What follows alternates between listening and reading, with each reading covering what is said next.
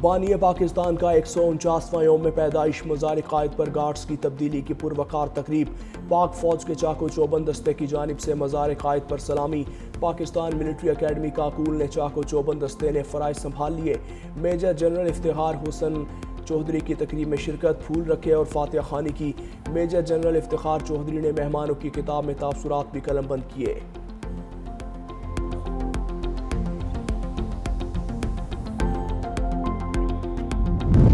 پاکستان میں اقلیتی برادری کو برابری کے حقوق حاصل ہیں۔ مذہبی تہوار جوش و خروش سے منائے جاتے ہیں۔ وزیر اعلیٰ پنجاب مریم نواز کا کرسمس تقریب سے خطاب۔ کہا اقلیتوں کا ملک کی ترقی میں کلیدی کردار ہے۔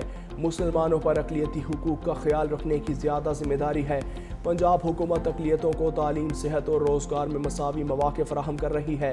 پنجاب میں پہلی بار اقلیتی کارڈز کا اجرا کیا گیا۔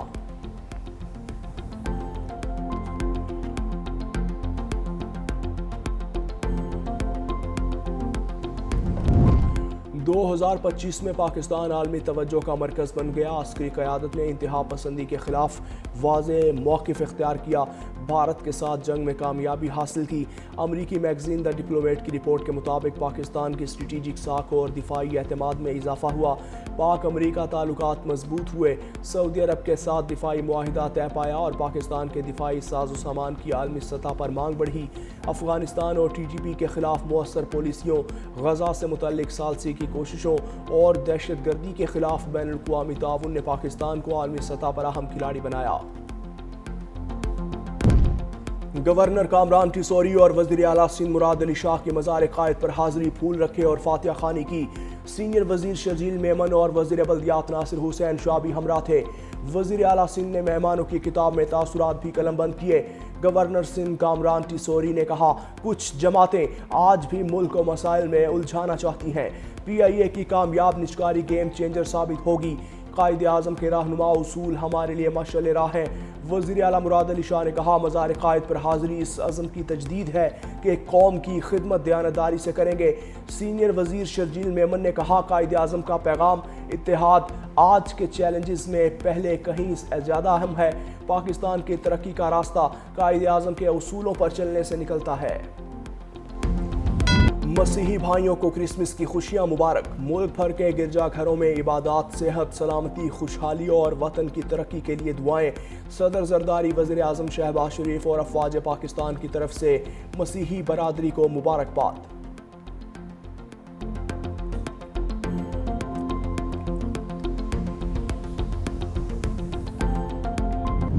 دنیا بھر میں کرسمس کی رنگینیاں عروج پر۔ برطانیہ، روس، جرمنی، فرانس سمیت متعدد ممالک میں تقریبات۔ ویٹیکن میں کرسمس کے مرکزی تقریب۔ پوپ لیو نے کہا، غریبوں، اجنبیوں کی مدد نہ کرنے کا مطلب خدا کے احکامات مسترد کرنا ہے۔ فلسطین میں بیت لحم کے چرچ آف نیٹیویٹی میں عقیدت مندوں کا اجتماع۔ غزہ میں بچوں نے بھی کرسمس منائی۔ آسمان پر خلابازوں نے بھی کرسمس کی خوشیوں میں حصہ ڈالا۔ امریکی صدر ڈونلڈ ٹرمپ اور اہلیہ میلانیا ٹرمپ نے بچوں کو فون پر مبارکباد دی۔ کہا، نہیں چاہتا برا سانتا کلوز امریکہ میں در اندازی کرے۔ وزیر داخلہ محسن نقوی کا چرچ کا دورہ۔ آرچ بشپ جوزف ارشد نے استقبال کیا۔ بچوں نے پھول پیش کیے۔ محسن نقوی نے کرسمس کی دعائیہ تقریب میں شرکت کی۔ کرسمس کیک بھی کاٹا۔ مسیحی برادری کو مبارکباد دی تو بچوں نے ویلکم ٹیبلو کرسمس گیت سنایا۔ وزیر داخلہ محسن نقوی نے کہا، خوشیوں بھرا تہوار کرسمس خوشیوں، محبت اور بھائی چارے کا پیغام ہے۔ پاکستان میں بسنے والی تمام کمیونٹیز برابر ہیں۔ قائد اعظم کے ویژن کے مطابق تمام پاکستانی متحد ہیں۔ کرسمس پر فول پروف سیکیورٹی کے انتظامات۔ دہشت گردی، جرائم اور سیاسی مفادات کے درمیان گٹھ جوڑ مسترد۔ قومی یکجہتی، سلامتی اور استحکام کو نقصان پہنچانے کی کسی کو اجازت نہیں دی جائے گی، چاہے سیاسی عناصر ہوں یا کوئی اور ملک استحکام کو نقصان نہیں پہنچا سکتے۔ مسلح افواج اور پاکستان کی عوام کے درمیان تفرقہ پیدا کرنے کی کسی کو ہرگز اجازت نہیں۔ فیلڈ مارشل عاصم منیر کی زیر صدارت کور کمانڈرز کانفرنس۔ کہا، بھارتی سرپرستی میں تمام دہشت گردوں، ان کے سہولت کاروں اور معاونین کے ساتھ فیصلہ کن اور بغیر کسی رعایت کے نمٹا جائے گا۔ ملک استحکام، وسیع تر مواقع اور عزت و وقار کی طرف بڑھ رہا ہے۔ انٹیلیجنس پر مبنی انسداد دہشت گردی کی کارروائیوں میں افواج پاکستان کی پرعزم کاوشوں کو سراہا۔ مسلح افواج کی غیر متزلزل جرأت، پیشہ ورانہ مہارت اور قربانیوں کو خراج تحسین۔ افغانستان سے امریکی انخلا کے بعد چھوڑا گیا اسلحہ خطے کی سلامتی کے لیے سنگین خطرہ بن گیا۔ امریکی جریدہ دا جیو پولیٹکس کے مطابق افغان طالبان رجیم کی سرپرستی میں ٹی ٹی پی امریکی جدید ہتھیاروں سے پاکستان میں مسلسل دہشت گردی کر رہی ہے۔ $7 ارب سے زائد مالیت کا اسلحہ بلیک مارکیٹ کے ذریعے دہشت گرد نیٹ ورکس کو دستیاب ہے۔ پاکستان بار بار شواہد کے ساتھ یہ موقف ثابت کر چکا۔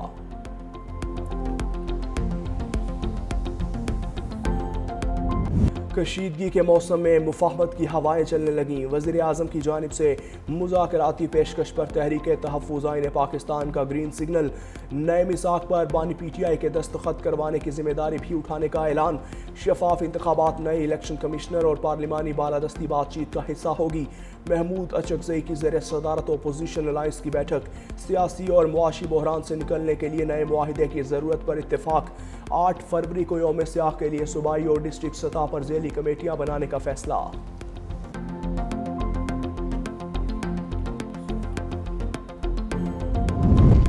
بانی پی ٹی آئی نے زندگی میں اتنے بھیس بدلے کہ آج اس کی کوئی پہچان نہیں۔ وزیر دفاع خواجہ آصف کی سابق وزیر اعظم پر کڑی تنقید۔ ایکس پر پیغام میں لکھا، بانی پی ٹی آئی نے آغاز نواز شریف سے کیا، اپنی ذات اور شوکت خانم کے لیے پلاٹ لیے، پھر جنرل مشرف سے 100 قومی اسمبلی کی سیٹوں کی بھیک مانگتا رہا، پھر مایوس ہو کر غیر جمہوری ہوا تو انٹیلیجنس اداروں نے اسے گود میں لیا۔ 2013 کے الیکشن کے بعد دھرنوں کی سیاست شروع کی، پھر باجوہ فیض کی سرپرستی میں حکومت بھی کی اور لوٹ مار بھی۔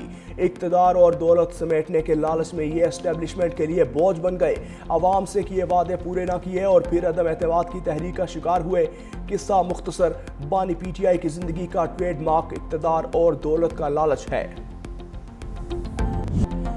پی آئی اے کی نجکاری کا عمل کامیابی کے ساتھ مکمل، تمام فیصلے وسیع تر ملکی مفاد میں کیے گئے۔ وزیر اعظم شہباز شریف کا حکومتی ٹیم سے خطاب، کہا بولی کے عمل کے دوران شفافیت اولین ترجیح تھی، نجکاری میں فیلڈ مارشل کا تعاون بھی شامل ہے۔ ماضی میں قومی ایئر لائن کی نجکاری کی کوشش کامیاب نہ ہو سکی، امید ہے نئے جہاز آنے کے بعد پی آئی اے کی اڑان دوبارہ بلندیوں پر ہوگی۔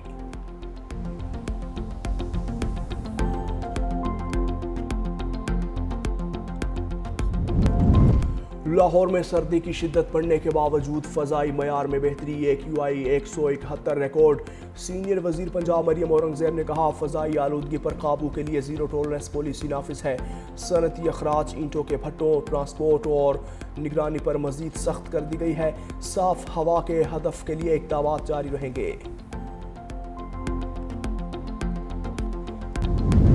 مودی سرکار کے دورے میں انصاف کا قتل عام، دلی ہائی کورٹ نے کم سن لڑکی کے ساتھ زیادتی کرنے والے سابق بی جے پی رہنما کلدیپ سنگھ سنگیر کو ضمانت پر رہا کر دیا۔